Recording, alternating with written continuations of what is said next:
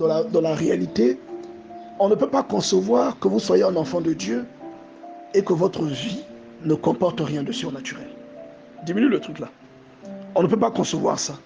Normalement, l'évangile, la puissance que l'évangile apporte, doit vous introduire dans le surnaturel. Sinon, parce que l'évangile vous annonce quoi? Ou l'évangile introduit quoi? Vous introduit dans quel monde? Dans le monde spirituel. Il s'agit d'une formation. Parce que bon, d'abord, l'évangile c'est quoi? C'est une information à propos du salut. Ce qu'on appelle la bonne nouvelle. C'est une information. Donc, l'évangile vous insère dans une logique qui n'a rien à voir avec le raisonnement humain. Quelqu'un comprend ça? Ça n'a rien à voir avec le raisonnement humain. Les deux sont en contradiction. La logique de l'évangile, c'est la logique de l'esprit. La logique de l'être humain, c'est la logique de votre chair. C'est pour ça que la Bible dit, par exemple, dans le livre de Galates, que les deux ne peuvent pas s'entendre. C'est-à-dire, l'un va vous tirer à droite et l'autre va vous tirer de l'autre côté. Mais une vie chrétienne qui est démunie, dépourvue de surnaturel, vous devez revisiter cette vie-là. Et moi, j'ai toujours dit que l'exemple de la vie chrétienne, c'est l'exemple des enfants d'Israël dans le désert. C'est le modèle de comment un chrétien vit. Rappelez-vous samedi, ce que je vous ai dit. Samedi, je vous ai dit que le tabernacle, avec tous ses ustensiles, représente le mode de vie du croyant. Ça, tu te rappelles, non? Le tabernacle, avec tous ses ustensiles, représente le mode de vie du croyant. C'est-à-dire, le croyant, là où il est, il doit vivre avec 3 éléments principaux qui conduisent sa vie. Le premier élément, c'est que quand vous entrez dans le tabernacle, à gauche, vous avez comment vous appelez ça? Le chandelier. À gauche, vous avez le chandelier, à cette branche, symbolisant le Saint-Esprit. À droite, vous avez la table des pains, les pains de proposition, qui représente la parole de Dieu. Et devant, vous avez l'autel des parfums qui représente la prière. Donc, un enfant de Dieu, sa vie est conditionnée par ces 3 piliers, qui sont le Saint-Esprit, la parole de Dieu, la prière. Si vous menez cette vie, vous vivrez une vie surnaturelle. J'ai toujours dit que normalement vous devez vous déposséder de votre vie naturelle au moment où vous vous convertissez et qu'on vous baptise. Moi personnellement, ma vie naturelle, je considère qu'elle est finie après mon baptême. C'est-à-dire, c'est une rétrospective. À l'époque, je n'étais pas conscient. Je ne savais pas que les dons que je manifestais, c'était le surnaturel. Je ne comprenais pas ça dans cette logique-là. Vous voyez ça? C'est après, c'est en grandissant, après que Dieu m'ait enseigné, que j'ai compris que ma vie naturelle avait cessé au moment de mon baptême. Je suis entré dans une vie surnaturelle. Parce que comment quelqu'un qui est fait de chair et de sang, toi tu es en train de venir ici, tu es à 10 minutes de chez moi, mais moi je te vois déjà. Je vais expliquer ça avec quel raisonnement logique. Ça ne peut pas s'expliquer. Tu comprends, Vincent? Ça ne peut pas s'expliquer. Je vais expliquer ça comment? Que je vais prier pour toi et tu seras rétabli. Tu vas expliquer ça comment? Tu vas expliquer ça comment? Donc la vie que vous donne, la vie dans laquelle vous insère l'évangile est une vie surnaturelle. Et un enfant de Dieu, un véritable enfant de Dieu, ne peut pas s'étonner de ce que Dieu accomplisse des signes dans la vie de notre enfant de Dieu. Donc quand vous voyez les gens vous lancer la pierre à cause des témoignages que vous faites, en réalité vous devez vous poser des questions sur leur foi ou sur ce qu'eux-mêmes ont expérimenté avec Dieu. Vous devez vous poser la question. Parce que regardez tout le temps que les apôtres ont passé avec Jésus. Qu'est-ce qu'ils ont vécu? Ils ont vu des morts ressuscités. Ils ont vu des aveugles de naissance, des aveugles. Ils ont vu des sourds être restaurés. Ils ont vu des lépreux être guéris. Amen. Tu vas expliquer, est-ce que ça c'est une vie normale ça? Ce n'est pas une vie normale. C'est un genre de vie qui sort du cadre naturel. Mais la question, pourquoi toi tu as accepté Christ tu ne vis pas ça. Tu as reçu l'évangile. L'évangile doit t'introduire dans ce cercle-là. Pourquoi tu ne vis pas ça? Et rien que ce que tu vis peut dire le degré de l'implication que tu as pour les choses de Dieu. Ça peut même dire à quel point tu as été impacté parce que tu vis avec Dieu, ou quelle est la place que ta relation avec Dieu occupe dans ta vie. Ce que tu vis. Rien que ce que tu vis. Parce que quand même aujourd'hui, si vous allez, regardez, lorsque la soeur Karine est partie aux États-Unis, même son teint avait changé. Je sais qu'elle a toujours des lèvres un peu roses là, mais c'était devenu rose comme si on a mis le rouge à lèvres. Et tu comprends tout de suite pourquoi. C'est parce que dans le pays où elle est partie, le climat était différent. Et le climat a un impact sur la peau de quelqu'un. Est-ce que vous voyez ça?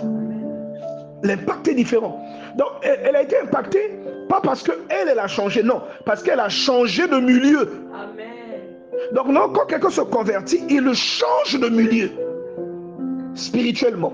Il change de dimension. Il change de réalité.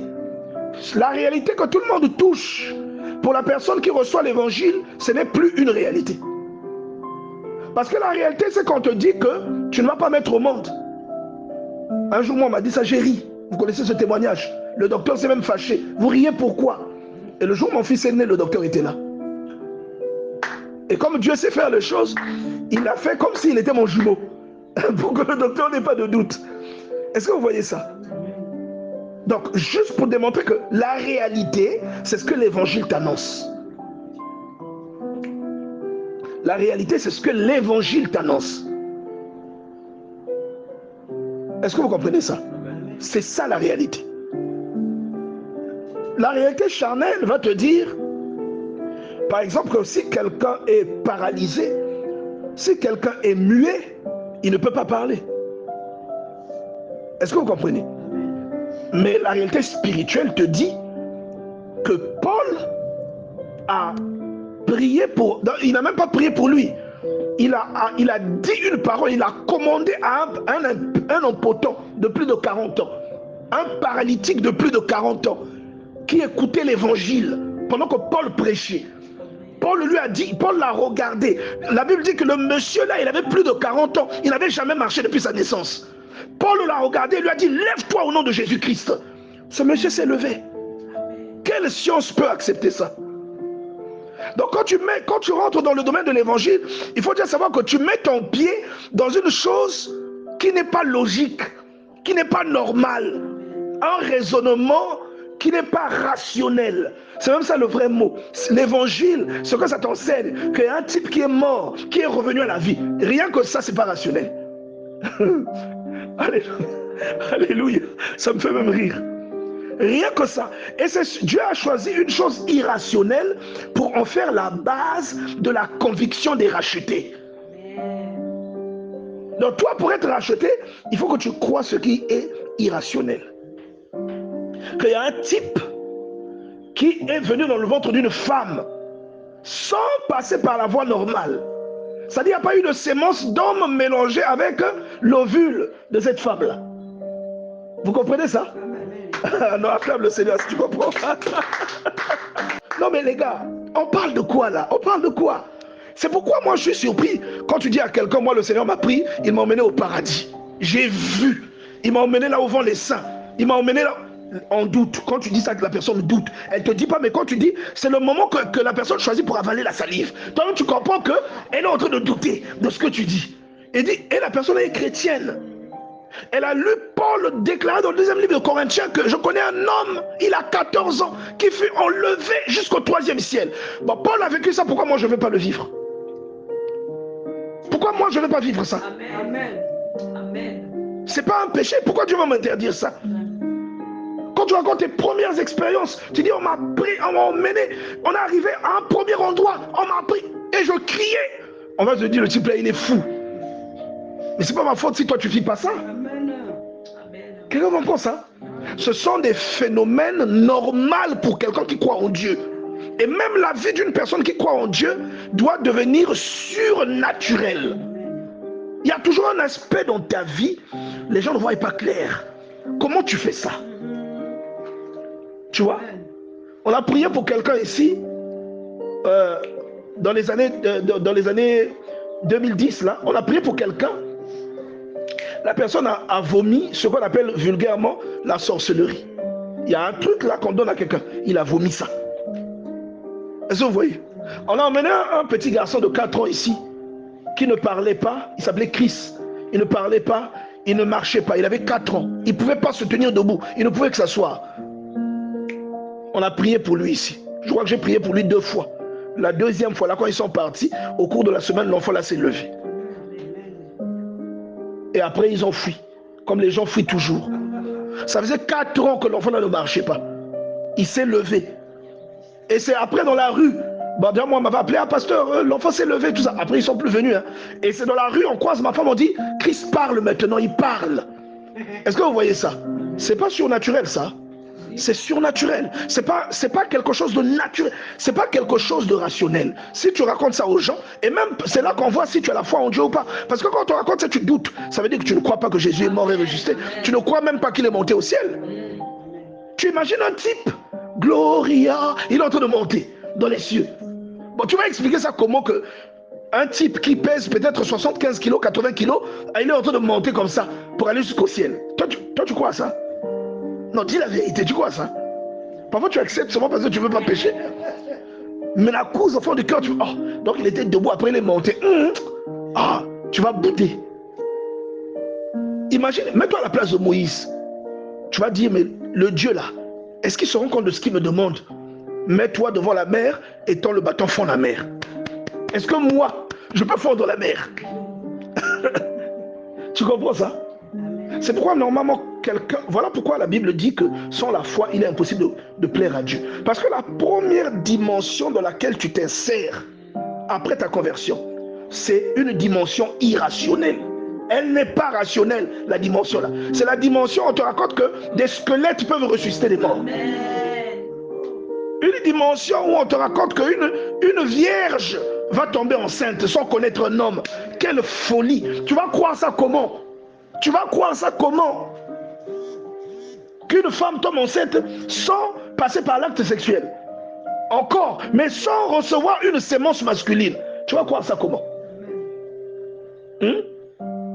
On te parle d'un manchot ou de quelqu'un qui a un pied plus long que l'autre. La prière fait pousser le pied devient normal. Quelqu'un qui louche, on prie, l'œil devient normal. Tu vas croire ces choses-là comment? C'est la base même de la conviction. C'est la base de ce que Dieu veut faire dans la vie de quelqu'un. Alléluia. C'est la base. Vous comprenez ça? Et moi, ma prière, c'est que Dieu vraiment nous délivre de l'incrédulité. Parce que l'incrédulité nous préserve de beaucoup de choses. Si tu ne crois pas dans les témoignages des autres, tu ne croiras pas en ton propre miracle. Lorsque Dieu va te dire que l'année prochaine, toi tu sais comment même quelqu'un les trompe.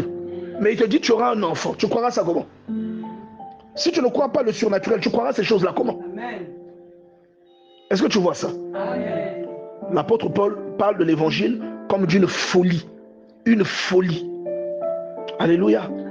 1 Corinthiens chapitre 1 verset 18. Car la prédication de la croix est une folie pour ceux qui périssent, mais pour nous qui sommes sauvés, elle est une puissance de Dieu. Tu vois ce qu'il dit? Elle est une puissance de Dieu. Tu vois ça? C'est ça. La prédication. Regarde, 1 Corinthiens chapitre 1 verset 21. Car puisque le monde avec sa sagesse n'a point connu Dieu, dans la sagesse de Dieu, il a plu Dieu de sauver les croyants par la folie de la prédication. Donc les choses que je vais te dire, quand je vais te prêcher la bonne nouvelle, elles ne seront jamais rationnelles. Ça sera toujours des choses folles qui vont susciter le doute. Ça sera toujours des choses qui vont dire, toi tu vas faire A plus B, tu vas faire 1 plus 1 est égal à 2, comment moi je te dis 1 plus 1 est égal à 10? C'est toujours comme ça que tu vas raisonner. Il y a aussi, ça aussi c'est un signe que dans ta conviction, tu es encore loin. Tu n'es pas encore prêt. Et il y a des dimensions dans lesquelles l'évangile te mène qui nécessitent que tu aies d'abord, que tu acceptes d'abord que le surnaturel fait partie de la vie des enfants de Dieu. Et comme je le disais au départ, l'exemple de la marche d'un enfant de Dieu se trouve dans le livre d'Exode, depuis le chapitre 12 jusqu'à la fin, jusque dans Deutéronome. C'est ça l'exemple de la marche d'un enfant de Dieu. Et on te dit que les enfants là d'Israël, là, leur conversion a commencé par un miracle. Le miracle là, c'était quoi? C'était la mer. D'abord, bon, je ne vais pas citer les morts de l'Égypte ou les 10 plaies. Je vais citer là, Exode 14. C'est la mer qui s'est fendue en deux. Déjà, toi-même, quand tu vois la mer qui est fendue en deux, quel est le but de Dieu dans la mer qui se fend en deux? Pourquoi Dieu te met devant un tel scénario? Amen, amen, amen. Pour que tu commences à croire que ce que tu ne crois pas réellement est réellement possible. Amen. Il veut d'abord te démontrer que ce que tu ne crois pas, en fait, ce n'est pas impossible.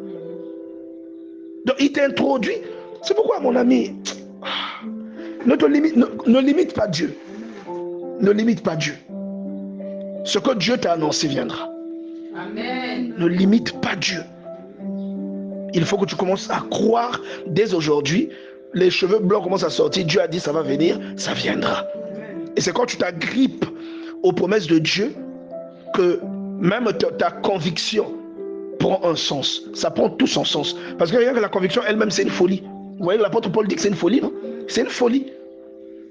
On vous parle d'un monsieur qui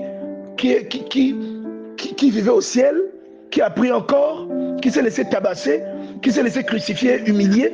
3 jours après, il est revenu à la vie. Toi, tu vas croire à cette histoire-là? 1 Corinthiens chapitre 15. On dit, oh, vraiment, quand je lis cette parole de 1 Corinthiens 15, j'ai envie de rouler à terre. 1 Corinthiens chapitre 15 t'explique. Regardez, on va ouvrir la Bible. 1 Corinthiens chapitre 15, à partir du premier verset. Je vous rappelle, frères, l'évangile que je vous ai annoncé, que vous avez reçu, dans lequel vous avez persévéré et par lequel vous êtes sauvés. L'évangile que je vous ai annoncé, que vous avez reçu, dans lequel vous avez persévéré et par lequel vous êtes sauvés. Vous êtes sauvés par cet évangile, non? Dont il a traité de folie dans le premier chapitre. On dit que c'est une folie. C'est cet évangile-là qui vous a sauvés. Regardez la suite. Par lequel vous êtes sauvés. Si vous le retenez tel que je vous l'ai annoncé, autrement, vous aurez cru en vain. Je vous ai enseigné avant tout, comme je l'avais reçu, que Christ est mort pour nos péchés selon les Écritures, qu'il a été enseveli et qu'il est ressuscité le 3e jour selon les Écritures. Tu vois déjà que ça, c'est pas rationnel. Tu racontes ça à un type qui est cartésien, il se lève, il sort de la salle. Vrai ou faux? Maintenant, toi, on te dit de croire en ça. Mais quand l'autre te dit, le Seigneur m'a emmené au ciel, toi, tu ne crois pas. Est-ce que tu es sérieux? Entre toi et entre lui qui dit ça et toi qui ne le crois pas, qui est plus proche de l'évangile? C'est lui qui dit. Et celui qui est plus loin de l'évangile, c'est toi qui ne crois pas.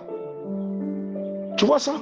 Donc il ajoute en disant que il a été enseveli et qu'il est ressuscité le 3e jour, selon les Écritures. Et il est apparu à Céphas, puis aux 12.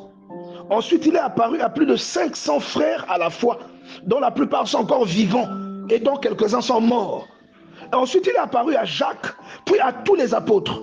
Après eux tous, il m'est apparu à moi comme l'avortant. Bon, déjà, si lui, il est en train de te dire ça, imaginez les gens à l'époque à qui il disait ça, si les gens là ne le croyaient pas. Il vous démontre qu'il y a d'autres personnes à part moi qui l'ont vu. Encore, à Paul, il est apparu en vision, mais aux autres, il leur est apparu de visu, dans la chair. Il a mangé avec eux. Amen. Après sa résurrection. Vous voyez? Et il dit, il m'est apparu à moi comme à l'avortant, car je suis le moindre des apôtres. Il dit, ainsi donc que ce soit eux, que ce soit moi, voilà ce que nous prêchons, voilà ce que vous avez cru. Or, si l'on prêche Christ est ressuscité des morts, comment quelques-uns parmi vous disent qu'il n'y a point de résurrection des morts? Tu vois que c'est la même problématique que l'apôtre Paul est en train de poser ici. Vous ne croyez pas en la puissance de Dieu, mais vous croyez en Dieu. Est-ce que ça a un sens? Comment tu ne crois pas que Dieu peut te ressusciter? Comment tu ne crois pas que Dieu peut te ressusciter des morts? Comment tu ne crois pas que Dieu peut faire un miracle dans ta vie, mais tu dis que tu crois en Dieu? Ça a quel sens? Quelqu'un suit ce que je dis?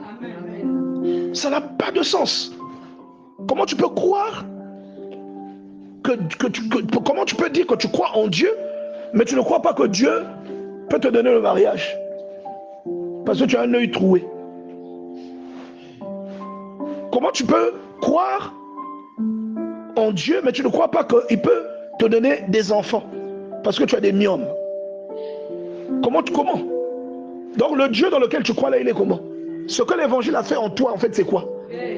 C'est pas de t'apprendre à croire à ces choses-là qui sont impossibles. Non, on doit se remettre en question et se demander pourquoi on croit en Dieu, en fait. Parce qu'il y a des gens qui croient en Dieu mais qui ne croient pas au miracle. C'est un peu comme ce que la soeur Priscilla a dit tout à l'heure. Oh non, j'ai peur, si c'était moi j'allais fuir. Bon, on croit en Dieu pourquoi? Alléluia. On croit en Dieu pourquoi? On croit en Dieu pourquoi? Déjà, le Dieu dans lequel nous croyons est surnaturel. On croit en Dieu pourquoi? Donc la vie d'un enfant de Dieu est une vie remplie de surnaturel. La foi que vous embrassez, elle est disposée à vous insérer dans le surnaturel. À partir du moment où vous croyez en Dieu, votre vécu, c'est un vécu surnaturel. Et c'est pourquoi moi, je vous dis qu'il y a des manques, moi personnellement, qui me rassurent.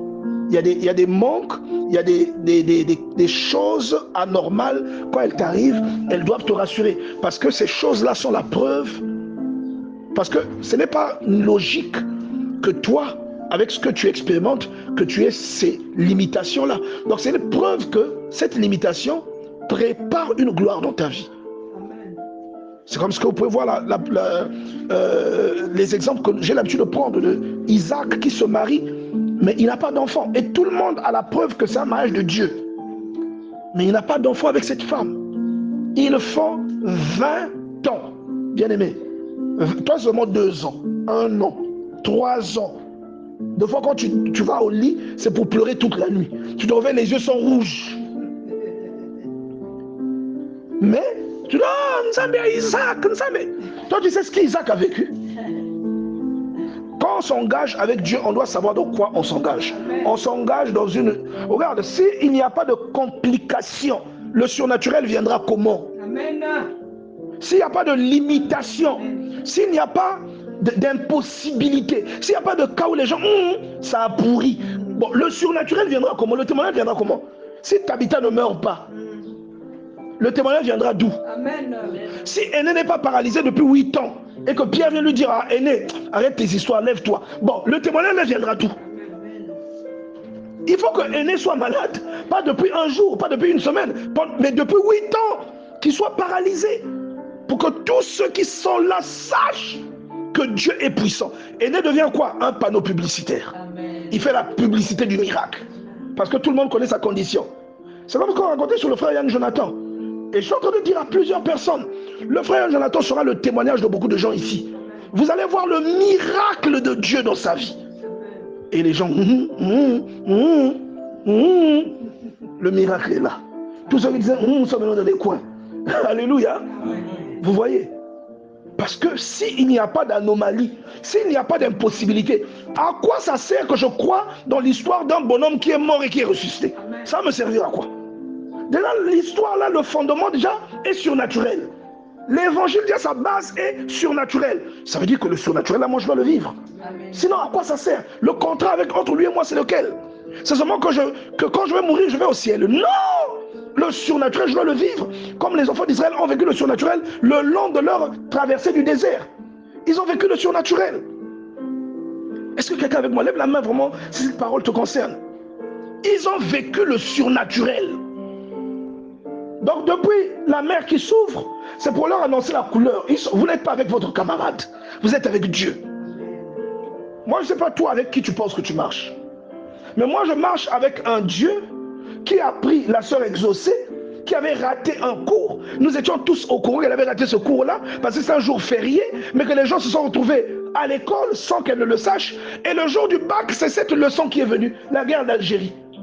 Et alors qu'elle paniquait, elle a entendu quelqu'un lui dire, prends une feuille et écris. Wow. Et on lui a dicté toute la dissertation avec les points, les virgules, et les points d'interrogation, les points de suspension et les exemples. Et après, quand elle est partie à la sortie, comparée avec ceux qui avaient fait la leçon, les autres lui ont dit, mais toi tu n'étais pas là. Comment tu as fait pour connaître ça? Et je ne peux pas vous expliquer. Moi, c'est en ce Dieu-là que j'ai cru. Un Dieu qui s'illustre dans l'impossible. C'est dans ce Dieu-là. Moi, je ne sais pas dans lequel tu as cru. Moi, je crois dans ce Dieu qui, même quand la nature, même quand la science a dit tu ne peux pas, lui il dit tu peux. Et tu vois ça aussi arriver. Parce que rien que pour revenir de la mort, les amis, 3 jours, et tu reviens. Qui va croire à cette histoire? Et je vous dis qu'il y a même des chrétiens qui ne croient pas en ça. Que Jésus est mort et que le troisième jour, il est revenu. Il y a des gens qui ne croient pas en ça. C'est pourquoi 1 Corinthiens 15, l'apôtre Paul dit clairement que rien que le fondement là, comment est-ce que nous on vous prêche ça, cet évangile-là, et vous serez sauvés si vous le retenez tel qu'on vous l'a prêché, mais vous vous dites qu'il n'y a pas de résurrection. Comment? Donc vous avez cru en quoi? Tu vois ça? Vous avez cru en quoi? Vous voyez ça? Donc il y a une chose qui va m'arriver. Plutôt, il y a des choses que Dieu m'a annoncées. Si dans ce qui m'arrive, Dieu ne m'a pas annoncé ça, forcément, je sais que cette chose-là va passer. Obligatoirement. Je ne me pose pas de questions. Je sais que ça va passer. Vous voyez ça? Et toutes ces expériences surnaturelles que tu vis avec Dieu sont la base de ta conviction. Toutes ces expériences surnaturelles que tu vis avec Dieu sont la preuve, ou encore sont le fumier qui donne de la santé à cet arbre-là qui est ta foi. Parce qu'en ayant vécu une chose surnaturelle, en ayant vécu un miracle, il est difficile de douter de Dieu.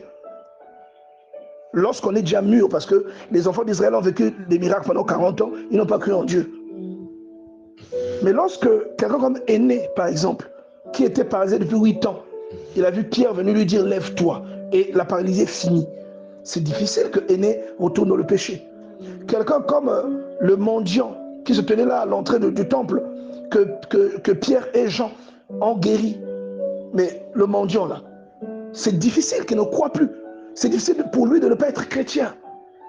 Donc le surnaturel, moi j'appelle ça le marketing de Dieu. Le surnaturel fait partie des éléments qui engendrent la conviction. En plus de ce qui sort de la bouche de Dieu, il y a ce que tu peux voir Dieu réaliser autour de toi. Amen. Lorsque tu vois Dieu réaliser quelque chose, il y a des gens qui ont cru en mon ministère seulement en fonction de ce qui se passait ici les samedis. On est en train de prier, je suis debout devant la personne tombe, je lui dis pourquoi tu es tombé? Oh non, j'ai l'impression qu'on a incliné le sol. Qui a incliné le sol? Personne. Mais elle le vit, et quand elle vit ça, elle commence à se dire, le type là il a quelque chose. Et ça fait naître quoi? La conviction. C'est Dieu qui veut le convaincre. Vous voyez?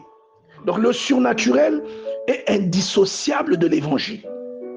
Et même l'évangile, l'apôtre Paul en parle dans 1 Corinthiens 14. Si tu prophétises que tu dis les secrets du cœur de quelqu'un, comment ce quelqu'un-là, même si c'est un païen, il ne va pas croire en toi? Donc l'évangile doit produire ce qui est surnaturel. Et ce surnaturel produit la foi. Au même titre que la parole. Parce que l'impotent qui a été guéri, il a été guéri comment? Parce qu'il a entendu la prédication. Il a entendu la prédication. Et la Bible dit que lorsque Paul l'a regardé, il a compris qu'il avait la foi pour être guéri. Par rapport à ce que Paul disait, il a eu la foi. Tu vois? Et Paul n'a fait que suivre la logique. Il a dit, lève-toi. Il s'est levé. Il n'avait jamais marché. Il avait plus de 40 ans. Tu vois? Que Dieu vraiment nous aide à vivre ça. Refusez la médiocrité. Même quand je vous dis, refusez la médiocrité. Soyez belle, soyez beau, soyez intelligent, soyez ingénieux. Ne vous donnez pas moins cher. Amen.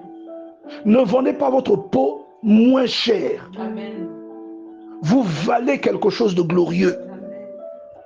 Le Seigneur a donné son sang pour que vous soyez qui vous êtes. Amen. Et le destin qu'il vous a donné, ou ce qu'il vous a donné de vivre au quotidien, ce n'est pas ce que vous vivez, ou ce n'est pas ce que vous laissez vivre, ce que vous acceptez dans votre vie. Non, non, non. Vous devez avoir une autre dimension. Pourquoi ce sont d'autres personnes qui doivent exceller? Pourquoi ce sont d'autres personnes qui doivent voyager? Pourquoi ce sont d'autres personnes qui doivent conduire des voitures? Pourquoi pas vous? Pourquoi pas d'autres personnes? Pourquoi seulement d'autres personnes qui doivent aller en vacances dans des pays étrangers? Pourquoi pas vous? C'est vrai que ça, ce sont des détails. Mais à ton avis, je dis, le bonheur et la grâce m'accompagneront tous les jours de ma vie. Ça signifie quoi? Amen. Amen. Ça signifie quoi? Tous les jours de ma vie. La vie commence au ciel. C'est-à-dire quand tu viens sur terre, tu as commencé là-bas, Jérémie 1, verset 5. Mais quand tu es sur terre, tu es né, non? Celui qui dit ça, il dit ça par rapport à sa vie sur terre. D'abord. Tous les jours de sa vie, le bonheur et la grâce l'accompagnent. Et le psaume 23 donne un détail important pour dire que c'est ce que Dieu veut de toi. Il veut que tu sois heureux. Il dit, tu dresses une table en face de mes ennemis. La table, c'est pourquoi? C'est pour que tu vendes les habits. Quelqu'un comprend ça? Amen. Amen. La table là, c'est pourquoi? C'est un repas. Il dit, tu dresses une table. Quand on a dit, on t'a dressé une table, ça signifie quoi? Quand tu invites manger, c'est une fête. Amen. Tu dresses une table pour moi en face de mes adversaires. Dieu, quand il fait, tes ennemis, ceux qui t'aiment pas, ils sont en train de voir. Ils sont en train de voir que Dieu a fait dans ta vie. Ceux qui s'étaient moqués de toi, ceux qui s'étaient moqués de ton mari, ceux qui s'étaient moqués de tes enfants, aujourd'hui, ils voient que Dieu a fait dans ta vie. Amen. Tu dresses une table en face de mes adversaires. Tu remplis d'huile ma coupe. Tu me remplis d'huile ma tête. Ma coupe déborde. Qu'est-ce que ça veut dire ma coupe déborde à ton avis? Le débordement là, c'est quoi? C'est pas exagère encore. C'est pas ça. Amen. Maintenant, toi, si tu veux vivre,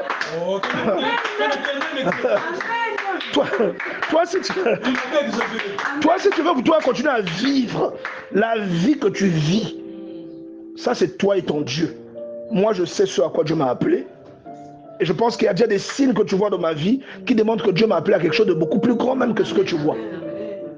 Si tu veux vivre la vie que tu vis, tu vas être locataire toute ta vie. Toi, tu veux toujours prendre les 100. C'est pas mauvais. Mais continue avec ça. Ça, c'est ton histoire. Tu es en train d'écrire l'histoire de ta vie. Moi, Dieu avait dit autre chose. Et la grâce que j'ai eue, c'est de comprendre ces choses-là tôt. Et dès que j'ai compris ça, j'ai parlé. Et quand j'ai parlé, tout ça là a commencé à se réaliser. J'avais parlé à Dieu. Et ça a commencé à se réaliser.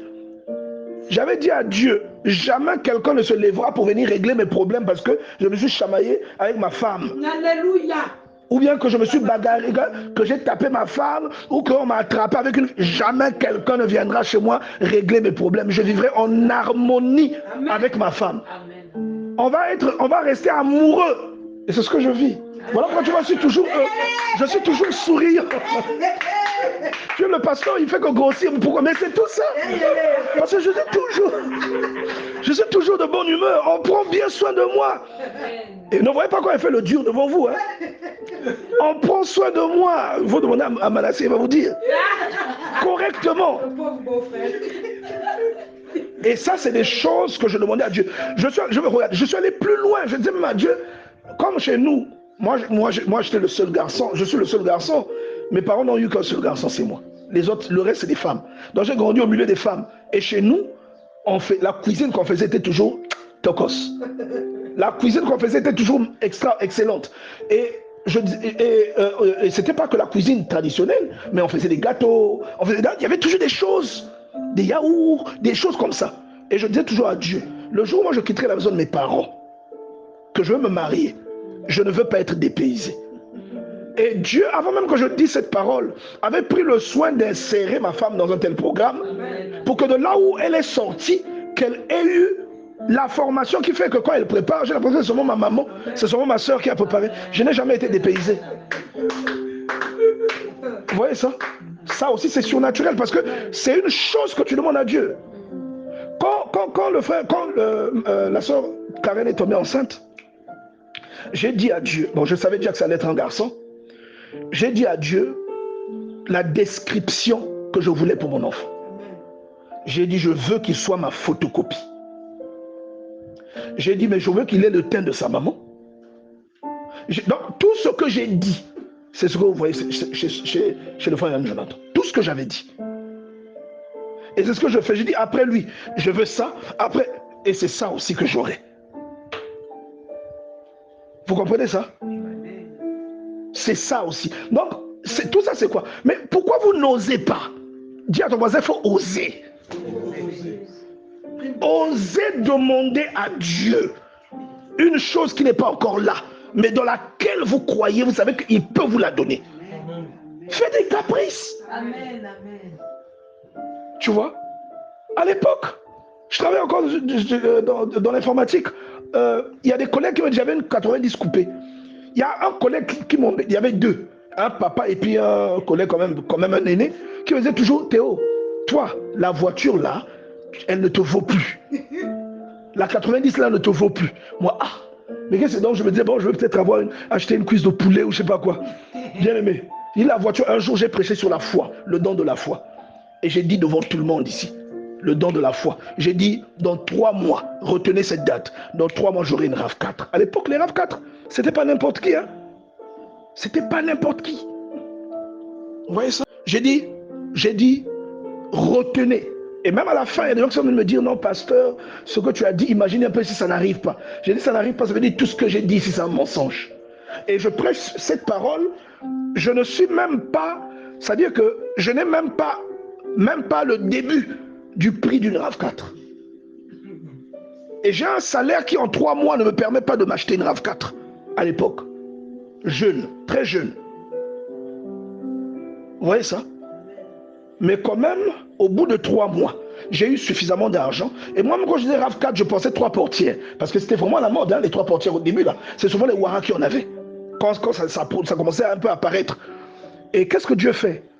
Au lieu de me donner une 3 portières, il me donne une 5 portières avec une télé à l'intérieur, climatisée. Tout ce que vous pouvez imaginer, c'était le must à l'époque.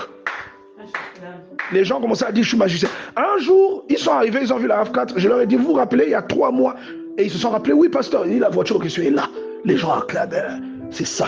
Osez. Dis à ton voisin, osez. Osez.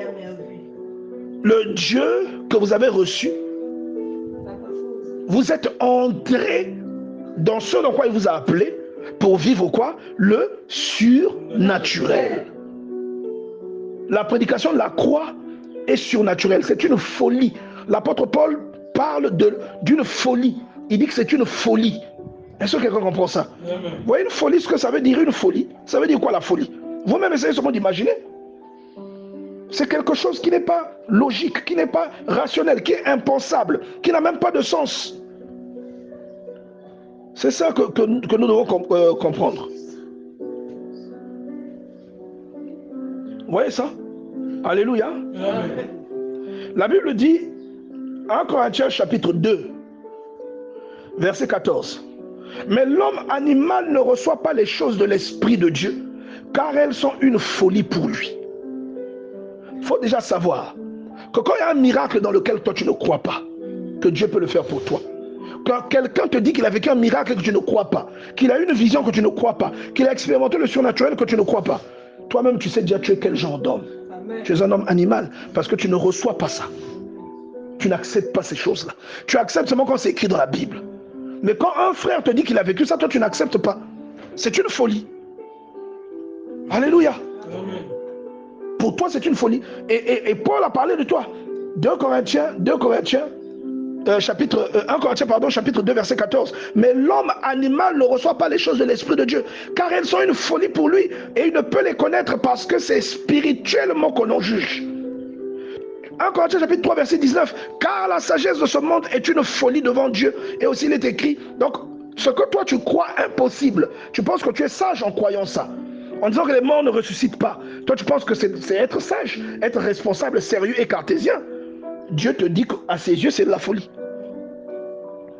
À ses yeux c'est de la folie. Donc sors des sentiers battus, sors de là où tu es, des limitations que tu te donnes. Moi je vais entendre aussi que non, l'année prochaine, le frère Manassé où? Non, il a fait un tour en Italie. J'ai envie d'entendre ça. Amen. Amen. Il a eu le bac, il a eu une bourse. Coma. Amen. Quelqu'un comprend? Amen. Je me rappelle toujours de la sœur Marie, qui dit, la sœur maman qui dit, lorsqu'on l'a affecté à l'aéroport, qui dit, mais qui a inscrit mon nom, qui a mis mon nom dans cette liste? Là-bas, c'est une chasse gardée. C'est pour les cas. Elle ne comprenait pas comment elle s'était retrouvée là-bas. Parce que quand tu te retrouves là-bas, Vime Bonga, quand tu te retrouves là-bas, Vime Bonga, ça veut dire que ta vie prend un autre tournant. Il dit, mais on a nommé 3 personnes, mon nom est dedans. Il dit, Nganga, viens prendre ta note. Il dit, mais qui m'a nommé? Qui a mis mon nom là-bas? Moi, je n'ai personne devant. Les autres ont les ministres, mais moi, qui a mis mon nom dedans? Peut-être que ce jour-là, le ministre avait dit, bon, on met 2 cas, et puis on prend un nom au hasard. Or, le hasard, là, c'est le cas de Dieu. Est-ce que vous comprenez ça? Amen. Alléluia. Amen. Maintenant, toi, comme tu ne veux pas oser, tu veux seulement la routine. Tu vas au marché, Tu payes. Non, mais quand tu as ça, ouais. Toi, c'est ça que tu aimes. Tu marches là, tout ça. 100. Tu rentres sur le 100. Ah, je vais écraser le. Moi, quelqu'un a 100 francs, tu négocies. Toi, c'est ce que tu veux. Tu ne veux pas aussi qu'on te voie et que tu vas au marché avec quelqu'un qui t'accompagne pour tenir le panier. Tu viens aussi, tu débloques la voiture. On ouvre là, tu rentres le panier, tu montes dans la voiture, tu démarres. Et tu dis, oh, mais ça, c'est pas possible que j'ai vu là. Toi, tu ne veux pas vivre ça. Toi, tu veux seulement. Tu veux que. Ah, mais Dieu, c'est Dieu qui. Tout vient de Dieu, non? C'est quoi? Qui t'a dit ça? Amen. Il y a des choses qui viennent de toi-même. Amen. Il y a des choses qui viennent parfois des membres de la famille. Il y a des choses qui viennent des paroles que quelqu'un a prononcées. Il y a des choses qui viennent de ce que quelqu'un avait dit avant même ta naissance. Ou des actes qu'un aïeul avait posés. Et toi, tu as le pouvoir de briser ces choses.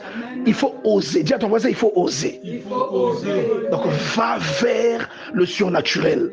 Dis à Dieu, le fait que je crois en toi, c'est le surnaturel déjà parce que toi, quelqu'un a tenu ton vêtement, la maladie est finie. Bon, tu vas démontrer ça comment? Le vêtement, la maladie est finie. Elle a été malade pendant combien d'années? 9 ans. Oui, c'est 9 ans. 10 ans, 12 ans, pendant 12 ans. 12 ans. Le premier de 112 ans. Oui, 12 ans. Elle a seulement tenu le vêtement. Le vêtement de Jésus. Elle a seulement tenu le vêtement. La perte de sang s'est arrêtée. Tu vas expliquer ça comment? Maintenant, pourquoi que ça, quand tu lis ça dans la Bible, tu crois? Mais lorsque je dis que je suis en train de prêcher à la fin, il y a une soeur qui me dit, pasteur, quand tu prêchais, le feu sortait de ta bouche. Toi, maintenant, quand je te dis ça, toi, tu ne crois pas. Donc, et la soeur là et moi, on s'est entendus pour mentir.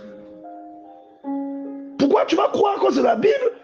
Mais comme moi, je te dis que quand c'est Mamadou Karambiri, tu crois que le Seigneur l'a visité pendant qu'il était à l'université à Toulouse. Moi, quand je dis quand je suis à l'université, le Seigneur m'a visité plusieurs fois dans ma chambre. Quand je dis ça, tu me traites de menteur. Pourquoi le pasteur Karambiri peut vivre ça et pas moi? Il y a quelle différence entre lui et moi? On n'est pas tous les deux des enfants de Dieu? L'héritage qui a fait qu'il vive ça, c'est pas le même héritage que j'ai reçu. Amen. Pourquoi lui il doit vivre ça? Il doit dire tu acclames, et moi quand je dis tu n'acclames pas. Tu dis que c'est un menteur. Amen. Ça voilà. Si toi tu ne vis pas le surnaturel, ça c'est tant pis pour toi. Mais un chrétien de prime abord, tu dois savoir que l'évangile t'insère dans le surnaturel. Tu es appelé à vivre ça. Obligatoirement. Tu es appelé à vivre ça. On te dit que l'âne de Balaam a parlé, mais moi quand je te dis que après mon baptême, je pouvais entendre un animal, je voulais comprendre ce qu'il dit, toi tu trouves que c'est un mensonge. Alléluia. Amen. Tu trouves ça, je ne savais même pas que c'était la Bible. Mais toi, quand moi je te dis ça, toi tu trouves ça un mensonge. Ah, il a abusé. Il abuse. Mais pourquoi tu ne dis pas de Balaam aussi qu'il abuse? Ça veut dire qu'il y a un problème de ta conviction. Peut-être que moi je le vis parce que je le crois. Et toi tu ne le vis pas parce que déjà tu ne comprends même pas que l'évangile c'est une folie. Tu ne comprends même pas que la foi chrétienne est une anomalie pour le monde. Que la foi chrétienne n'est pas basée sur du rationnel. C'est basé sur une rêverie. C'est un fantasme. C'est comme si tu as imaginé les choses en question. Un type qui est mort et qui a dit je reviens. Ça fait 2000 ans. Toi tu continues à croire. Oh, il reviendra toujours. Ne crois plus. Vraiment. Qu'il est monté physiquement au ciel. Et il est assis à la droite. Tu vois un peu? Tu vas croire ça comment? Si tu n'es pas un peu fou. C'est pourquoi celui qui croit, en réalité, il est fou. Et celui qui est un peu fou, il va commencer à acheter les vêtements du bébé. Même quand on lui a dit que tu es stérile, il commence à acheter les vêtements du bébé déjà. Parce qu'il croit, il sait que ce dans quoi il a cru l'introduit dans une folie. C'est pourquoi tout à l'heure, quand on va rentrer dans l'adoration, je veux que tu adores Dieu pour ton problème. Que tu le recherches derrière les cantiques que l'on va chanter. Pour ce que ça dit, tu vas le célébrer et tu vas l'interpeller. C'est un bip, tu dois le biper. Tu dois le biper avec ton cœur. Tu vas chanter avec ton cœur.